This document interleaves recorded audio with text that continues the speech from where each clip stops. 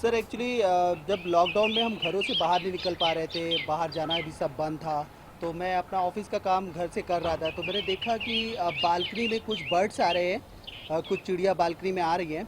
और वो कुछ ना कुछ ऐसे आके ढूंढ के कुछ चली जा रही हैं। फिर हमने स्टार्ट किया कि हम इनको कुछ दाना देते हैं, तो देखा कि कुछ दिन बाद कुछ और चिड़िया आने लगी। और वो वहाँ पे हमने पानी भी रखना अपनी बालकनी में स्टार्ट किया, तो कुछ चिड़िया और आने लगी। फिर मेरे दिमाग में एक आइडिया आया कि क्यों ना हम इनके लिए कुछ करते हैं। शायद इनका घर, इनकी जगह पे हम आ चुके हैं। इनका घर, क्योंकि ये ये जहाँ पे हमारी सोसाइटी है, ये पहले कभी जंगल हुआ करती थी। तो हमने इनका वाकई घर हटाया। फिर हमने ये निश्चय किया कि कुछ हम ऐसा करते हैं कि हम इनके साथ ही रहते हैं, मतलब ये भी रहेंगे और हम भी रहेंगे। फिर हमने हमारे हमारे दिमाग में कुछ ऐसा आइडिया आया, तो हमने अपने दोस्तों से बात करी यहाँ पे जो लाइफ रिपब्लिक में रह रहे हैं। तो उन्होंने बोला कि ठीक है, इनके लिए हम बर्ड हाउसेस वगैरह कुछ ऐसा बनाते हैं। तो सब लोगों की सहमति से हमने इनका बर्ड हाउसेस बनाया। फिर इनको यहाँ पे पूरे कोल्टे पाटिल में, मारूंजी में, जितने भी यहाँ पे, वहाँ पे जहाँ पे हमने देखा चिड़िया आ रही थी, वहाँ पे हमने इनके लिए बर्ड हाउसेस इंस्टॉल करे।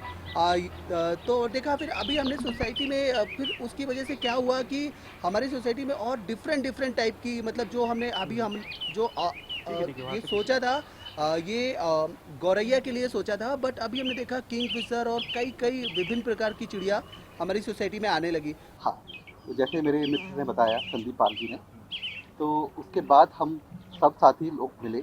हमने सोचा कि हम क्या कर सकते हैं जिससे कि हमारे पक्षी, हमारे आसपास जो कुत्ते आ रहे हैं, हमारी सोसाइटी में आ रहे हैं, हम उनकी कैसे ख्याल रख सकते हैं। तो हम सब ने मिलकर यहाँ बर्ड नेस्ट बिठाए। हमने करीब 180 बर्ड नेस्ट यहाँ पर पेड़ों पे सोसाइटी के आसपास बिठाए।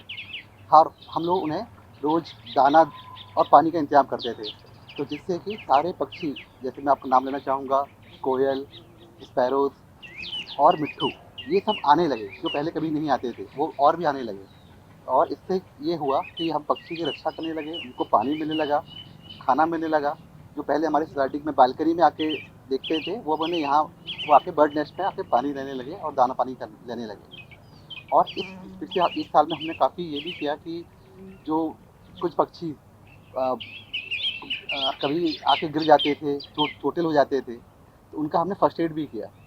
तो इस सब चीज़ों से हमारे जो बच्चे जो देखते हैं, वो उनको भी सीख मिली कि कैसे केयर करना चाहिए पर्यावरण का, इवन पक्षियों का भी।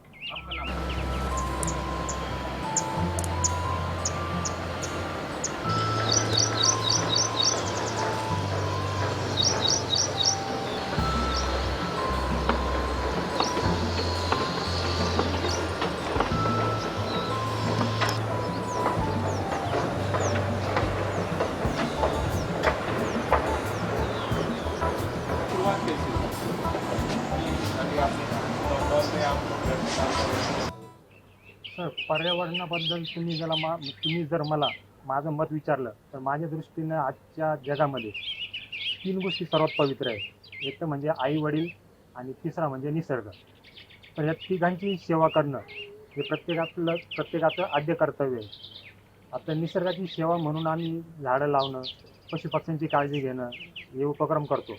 आणि सर्वात महत्त्वाचं म्हणजे बघून आनंद का वाटतो, आम्ही जे आंबे, चिक्कू, अंजीर, पेरू, त्याच्यानंतर अजून काही जे फळझाडं लावले त्या सर्व फळझाडांना आज फळं लागली आणि पशुपक्षी त्याचा आनंद घेत आहे हे बघून खूप समाधान वाटतं. आणि एक जे आपलं आंतरिक समाधान म्हणतो आपण ते खूप मिळतं. हां, तर आम्ही शेती ॲक्च्युली गावाकडे केली जाते, शहरामध्ये याचा कोणी विचार करत नाही. पण आमच्याकडे जी काही थोडी पडीक जागा वाटली तर सर्व सभासदांनी मिळून किंवा आम्ही सर्व मित्रमंडळांनी मिळून थोडी बाजरी, ज्वारी जी की पशुपक्ष्यांना आवडते तर ती आम्ही पावसाळा चालू झाल्या त्यावेळेस आम्ही थोडीशी बाजरी, ज्वारी वगैरे टाकली. तर त्याला जेव्हा कणीस आले आणि त्याच्यावर बसून जेव्हा म्हणजे पक्षी जेव्हा ते बाजरी वगैरे ज्वारीचे फिजिकली आनंद घ्यायला लागले ते बघून पण खूप आंतरिक समाधान मिळतं.